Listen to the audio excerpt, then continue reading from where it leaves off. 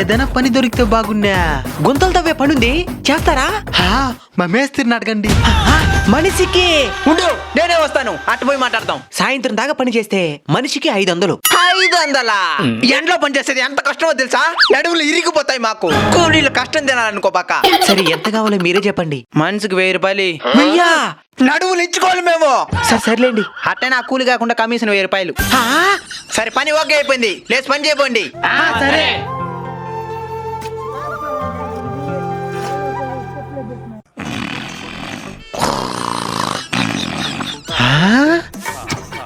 అన్నా, కష్టంగా ఉన్నది, కొంచెం గెడపారయ్యామా. డబ్బులే ఊరికి వస్తాయా? మూసుకొని పని చెయ్యి.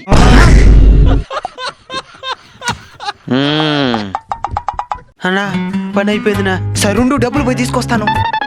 డబ్బులు నేనే ఇచ్చేస్తాను, పదండి. నువ్వేం తెచ్చేదే? నాకు లెక్కలు తెలుదా? నేను ఇస్తాలే. ఇందా, మనిషికి 350. 350. వాడు 300 ఇస్తా అన్నాడు. మీకోసం 50 రూపాయలు ఎగస్ట్రా మాట్లాడి తీసుకొచ్చిన. రేపు ఇంకో దగ్గర పని ఉంది, రండి. ఈ రోజు ఇచ్చిన మానే మనిషికి 2000 ఇచ్చేస్తా. 2000 ఎక్కడ ఇచ్చినవురా? కూలోళ్ళ కష్టం తినకూడదు. మధ్యవర్తిగా ఉండే వ్యక్తి కమిషన్ తీసుకోవడం సహజమే. అట్లని మరీ ఎక్కువ మోసం చేయకుండా ధర్మంగా తీసుకోండి. నేను ధర్మంగానే కదా తీసుకునింది.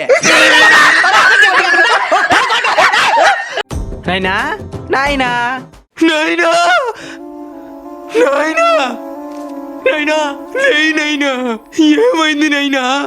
నాయన ఎట్టనో బతికించుకోవాలా? నాయనా, నీకు ఇష్టమైన మందు తెచ్చిన నాయనా. నాయనా,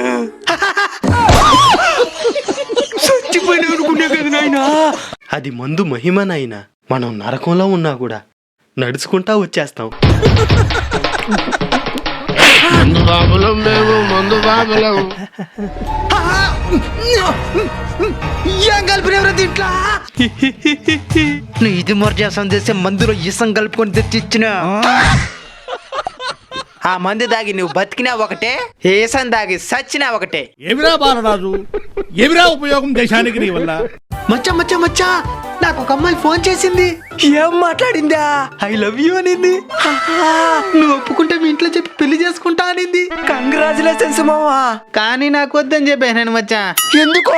ఆపలు చెప్పింది అంత చేయాలంట. అది మన వల్ల కాదు మచ్చా, అందుకే వద్దనైనా. సరే, నీకు నచ్చకపోతే నీకు తెలిసిన వాళ్ళు ఎవరైనా ఉంటే చెప్పు చెప్పు అని ఫోన్ చేసి సంపతానే ఉంది. అయినా మనకెవరు తెలుసు మచ్చా.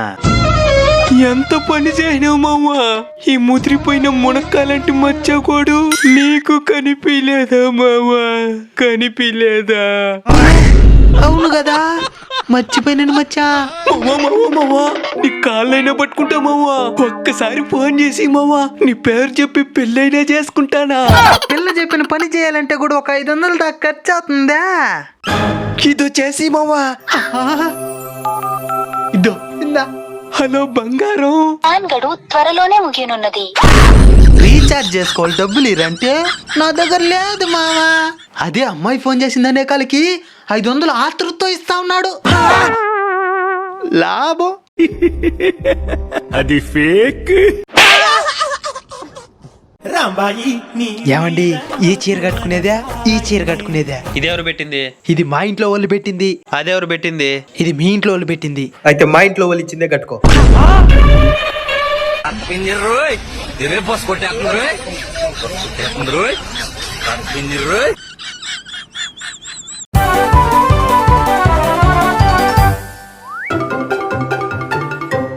ఏంది ఒగ్గంటి ఏమా?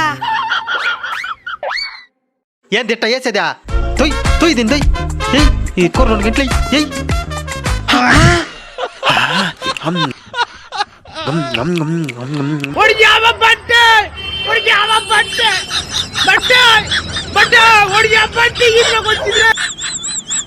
రెండు రోజులుగా కడుపులో మంటగా ఉన్నది. కారణం ఏమని తెలియదా? సరే, డాక్టర్ కాడికి పోదాం.